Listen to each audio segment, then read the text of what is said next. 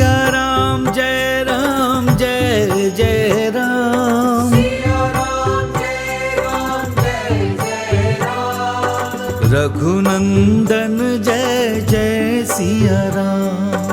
रघुनंदन जय जय सिया राम। जय जय श्री सीताराम। स्नेही भक्तजनों, रविंद्र जैन ग्रुप द्वारा प्रस्तुत की जा रही सुनो श्री राम कहानी के पिछले एपिसोड में आप सबने सुना कि कैसे महावीर श्री हनुमान जी के प्रयास से वानर राज सुग्रीव और भगवान श्री राम में मित्रता होती है। कैसे सुग्रीव को भगवान श्री राम के दुख अर्थात सीता हरण का पता चलता है और कैसे भगवान श्री राम को सुग्रीव के दुख अर्थात बाली द्वारा उन्हें राज्य से निकाला जाना और उनकी पत्नी का हरण करना आदि ज्ञात होता है। साथ ही आपने ये भी सुना कि कैसे बाली द्वारा मायावी नाम के राक्षस का वध होता है और भगवान श्री राम द्वारा सुग्रीव को बाली वध का आश्वासन दिया जाता है। प्रिय भक्तजनों, अब सुनिए आगे की कथा। भगवान श्री राम ने सुग्रीव को आश्वासन दिया और सुग्रीव को संबोधित करने के बहाने संसार के सारे मानव समाज को मित्रता का धर्म बताते हुए बोले,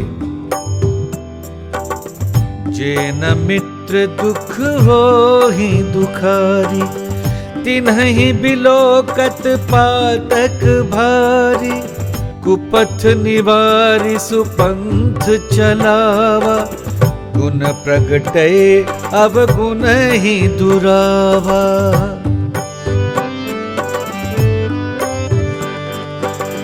देत लेत मन संक न धरई, बल अनुमान सदा हित करई। सखा सोच त्यागहु बल मोरे, सब विधि घटब काज में तोरे। सुग्रीव को समझाते हुए और मित्रता के लक्षण और मित्र के गुण बताते हुए भगवान श्री राम ने कहा, जो लोग मित्र के दुख से दुखी नहीं होते, उन्हें देखने से ही बहुत बड़ा पाप लगता है। अपने पहाड़ के समान बड़े दुख को धूल के समान और मित्र के धूल के समान दुख को बहुत बड़े पहाड़ के समान जानने वाला ही सच्चा मित्र होता है। जिन लोगों को स्वाभाविक रूप से ही ऐसी बुद्धि प्राप्त नहीं है, वह मूर्ख हठ करके क्यों किसी से मित्रता करते हैं। मित्र का धर्म है कि वह मित्र को बुरे मार्ग से रोके और सच्चे मार्ग पर चलने के लिए प्रेरित करे।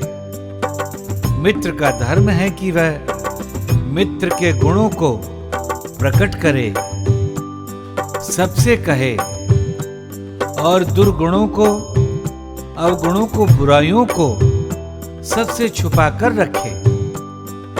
लेन देन करने में किसी भी प्रकार से मन में कोई शंका न रखे।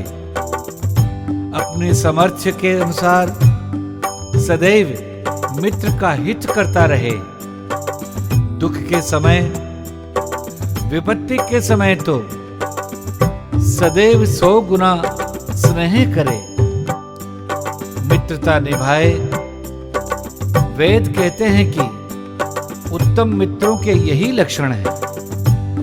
जो लोग सामने से तो बना बना कर कोमल और मीठे वचन कहते हैं और पीठ पीछे बुराई करते हैं। मन में छल कपट और कुटिलता रखते हैं और जिनके मन सांप की चाल के समान टेढ़े हैं, ऐसे मित्र को त्याग देने में ही भलाई है।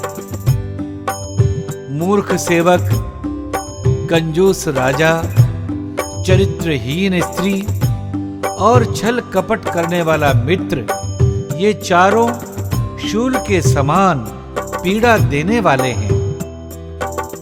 प्रिय सखा सुग्रीव, ऐसे लोगों का परित्याग ही कर देना उचित होता है। अब तुम मेरे बल पर निश्चिंत हो जाओ। मैं सब प्रकार से तुम्हारा काम संवार दूंगा, तुम्हारी सहायता करूंगा।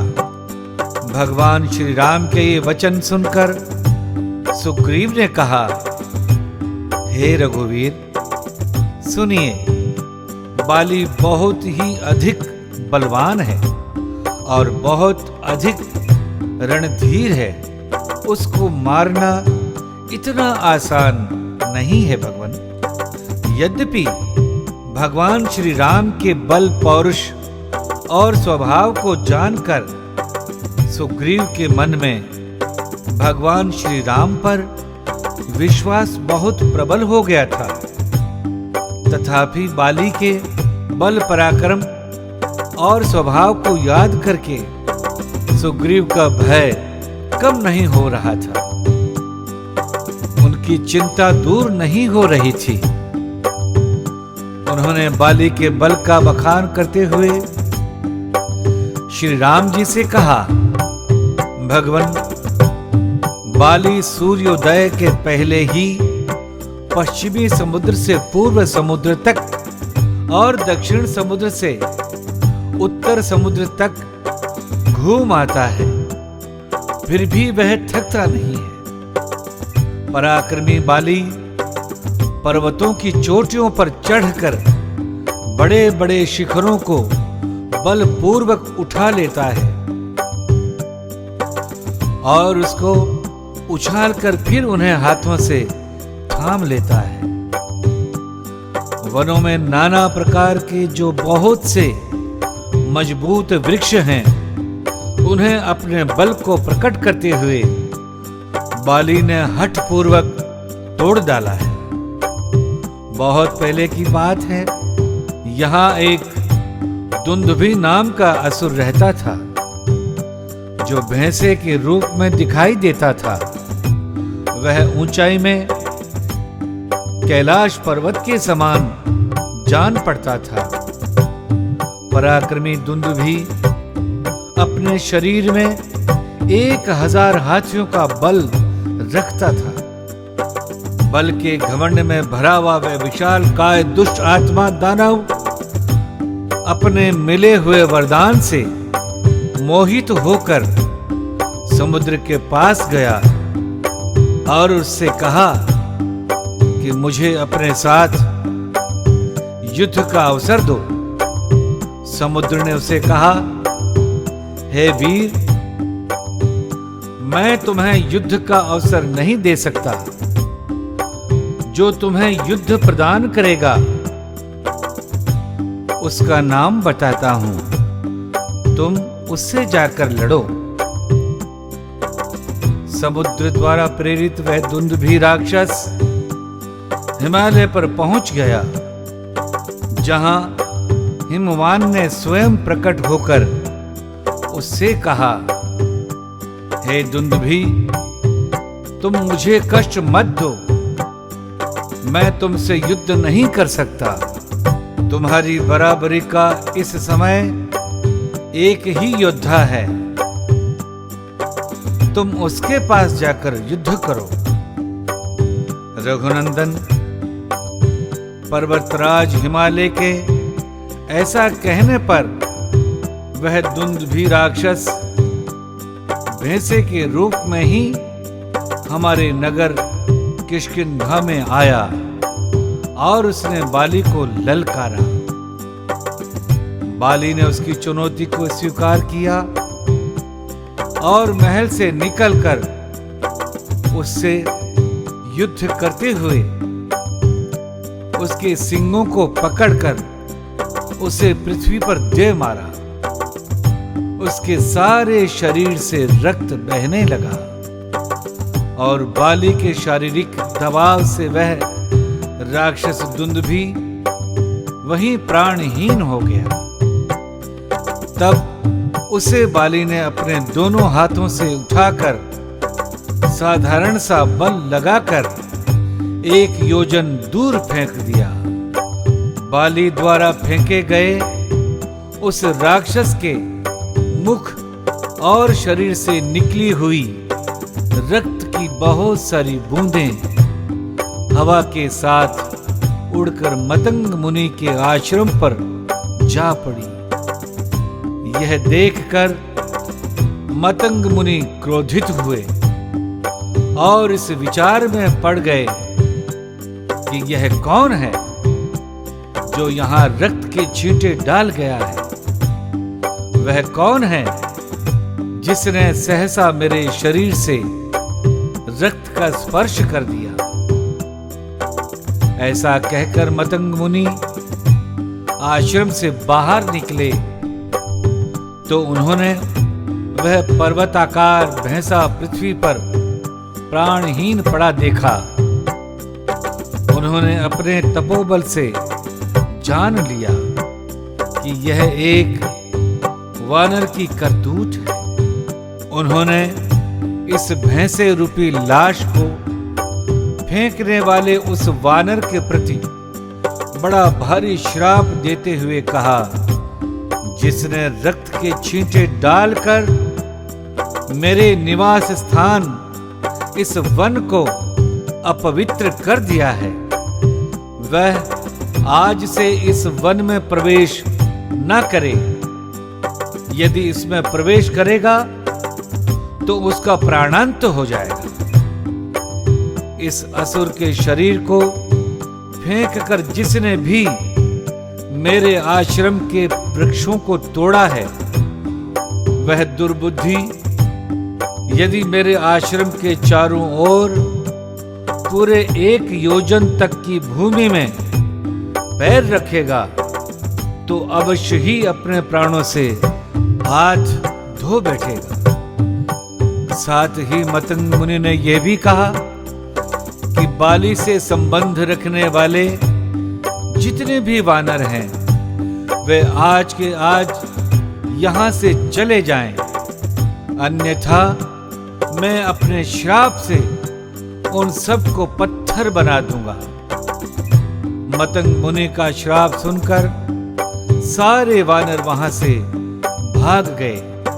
मतंग मुनि के श्राप के भय से बाली भी इस वन में और इस पर्वत पर कभी नहीं आता, इसीलिए मैं यहां रहने लगा हूं। भगवान, मैं दानव के पुत्र मायावी का वध और भैंसे का रूप धारण करके बाली को चुनौती देने वाले दुंदुभी नामक राक्षस के वध का वृतांत बताकर सुग्रीव ने राम जी से बाली के बल और पराक्रम की पराकाष्ठा बताने का प्रयास किया।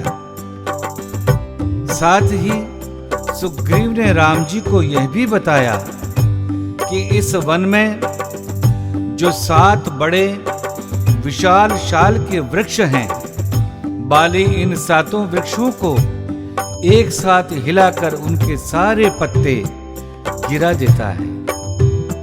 यह सारा वृतांत बताकर सुग्रीव ने यह बताने का प्रयास किया है कि बाली बहुत अधिक बलशाली है, उसका वध आसान नहीं होगा। सुग्रीव के ऐसे वचन सुनकर लक्ष्मण जी मुस्कुराए और बोले, वानरराज, कौन सा काम कर लेने पर तुम्हें विश्वास होगा कि श्री रामचंद्र जी बाली का वध कर सकते हैं?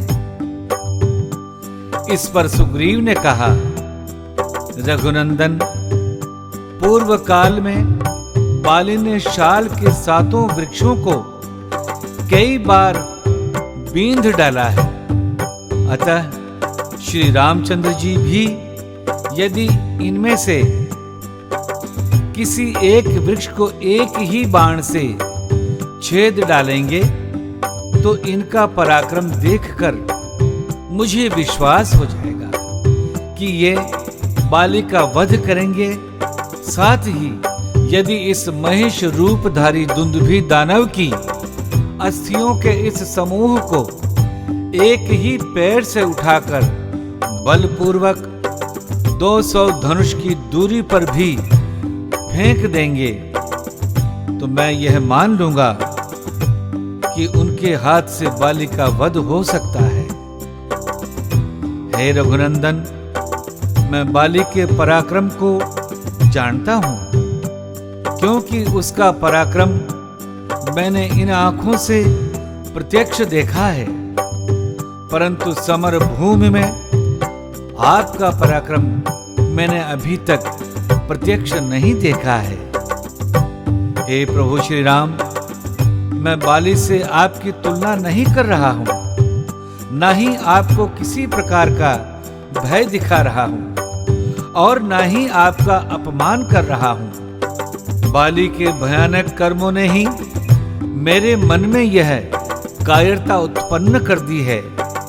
मुझे आपके पराक्रम पर, आपकी वाणी पर पूर्ण विश्वास है भगवान। सुग्रीव जी की बात सुनकर भगवान श्री राम मुस्कुराए और अपने पैर के अंगूठे से ही ठोकर मारकर उस असुर की अस्थियों के समूह को 10 योजन दूर फेंक दिया और सुग्रीव को पूर्ण आश्वस्त करने के लिए अपने धनुष को हाथ में लिया, प्रत्यंचा चढ़ाकर उस पर बाण का संधान किया और अपने धनुष की टंकार से संपूर्ण दिशाओं को गुंजायमान करते हुए उस बाण को 7 शाल वृक्षों की ओर छोड़ दिया। भगवान श्री राम का वह अमोघ बाण शाल के 7 वृक्षों को एक साथ चीरता हुआ पर्वत और पृथ्वी के 7 तलों को छेदता हुआ पाताल में चला गया। इस प्रकार एक ही मुहूर्त में उन सब का भेदन करके वह महान वेगशाली बाण पुनः वहां से निकलकर भगवान श्री राम के तरकश में अपने आप प्रवेश कर गया। राम जी का यह अतुलनीय पराक्रम देखकर सुग्रीव गदगद हो गए। उन्होंने भगवान श्री राम के चरणों में दंडवत प्रणाम किया और बोले, हे दशरथ नंदन, आपका ये पराक्रम देखकर मेरा सारा शोक संताप दूर हो गया। मुझे विश्वास हो गया कि अब आप मेरे दुख स्वरूप बाली का वध अवश्य कर देंगे।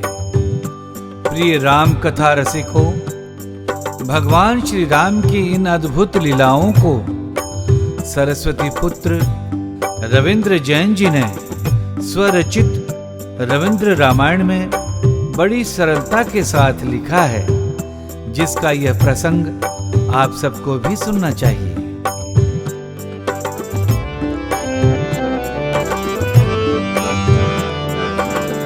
राम बाण की लक्ष्य सिद्धि से सारा जग परिचित है।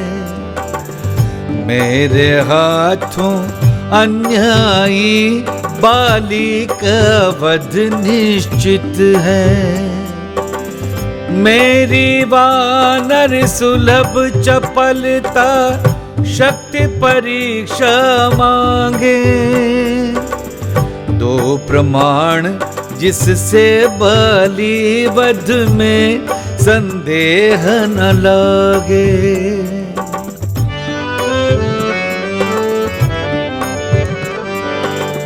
वृत्रदुंद भी असुर ठोकर से 10 योजन पहुंचाया।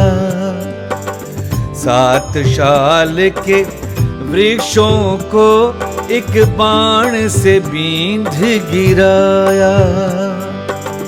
समझ गया सुग्रीव यही है अखिल निखिल के स्वामी।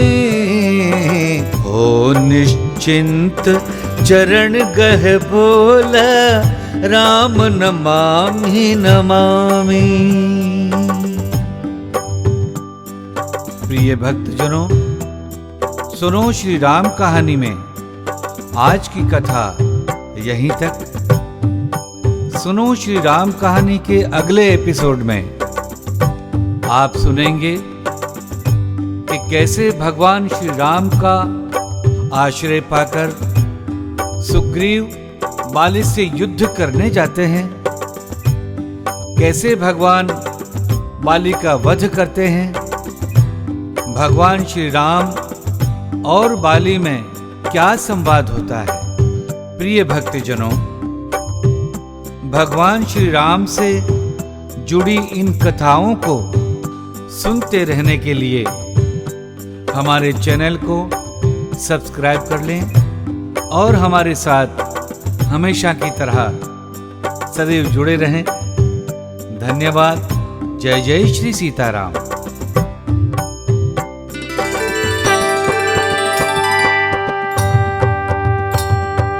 सिया राम जय राम जय जय राम। सिया राम जय राम जय जय राम। सिया राम जय राम जय जय राम। सिया राम जय राम जय जय राम।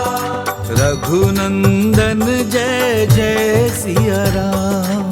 रघुनंदन जय जय सिया राम। रघुपति राघव राजा राम। रघुपति राघव राजा राम। पतित पावन सीता राम। पतित पावन सीता राम। सिया राम जय जय राम। सिया राम जय जय राम। सिया राम